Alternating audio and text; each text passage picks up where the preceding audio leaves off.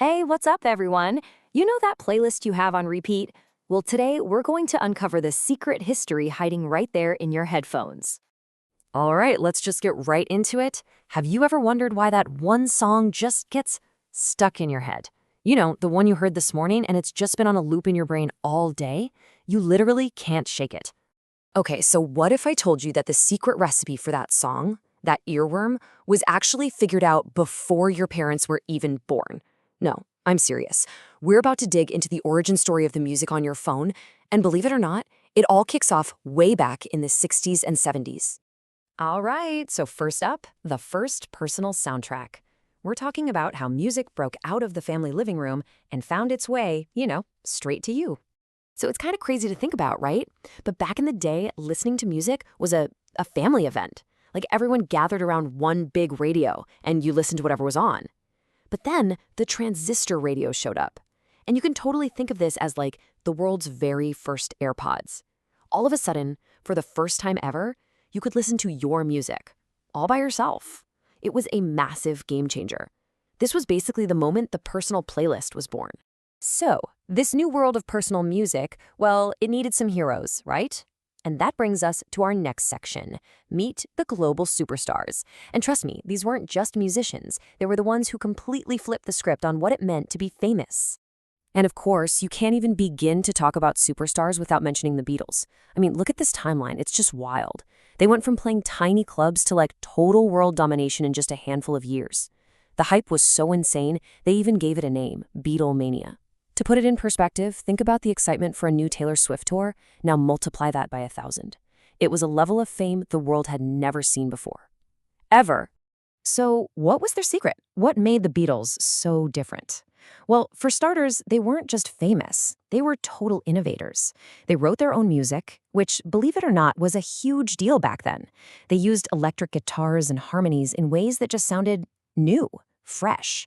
But the biggest thing, they took pop music, which most people thought was just simple, throwaway stuff, and they turned it into a legit art form. I mean, they went from singing She Loves You, Ya Ya Ya, to creating these incredible, complex songs like A Day in the Life. They proved pop music could be serious art. But wait, the Beatles weren't the only ones changing the game. They proved a band from the UK could conquer the world. But our next superstars, they proved you could do it from anywhere. Let's talk about ABBA. They came from Sweden, and they showed everyone that a killer pop song doesn't need a passport. Whoa, just look at that number. Over 380 million records sold worldwide. That's just mind-blowing. So how'd they do it? Well, if the Beatles treated pop music like art, ABBA treated it like a science. They were masters of the perfect pop song. Everything was super polished, incredibly catchy, and the production was so good that every single song felt like a huge global event. And that perfect production ABBA was famous for? Well, that leads us right into our next chapter, the studio's new superpowers. See, it wasn't just the artists who were changing the game. The tech they were using was getting a major upgrade too. So how did they get those huge, epic-sounding tracks? The secret was something called multi-track recording. And honestly, the best way to think about it is just like making a TikTok, right? You lay down your beat first. Then you start layering in other sounds, like guitars or keyboards. Then you record your vocals on a separate track. And at the very end, you mix it all together to create this one massive polished video. Or in this case, a song. This is how they built what they called a wall of sound. And who was the boss of all this layering, the person calling the shots?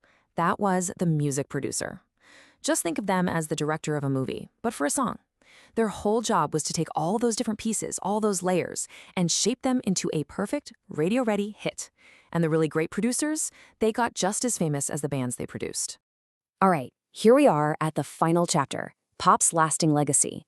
This is where it all comes together. We're going to connect all these dots and see why this stuff from the 60s and 70s is still a huge deal for the music you listen to right now. Okay, so this right here, this is basically the DNA of your favorite songs. It's the secret recipe. Think about it. You need a super catchy chorus, right? The part that repeats and gets stuck in your head. Then you have simple lyrics about things everyone feels. Love, heartbreak, whatever. Then you get a top producer to make it sound perfect and polished. And finally, you add a cool, memorable style and image. Boom. That's the formula for a global smash hit. And this DNA, It was pretty much perfected 60 years ago, and almost every huge pop star today is still using it.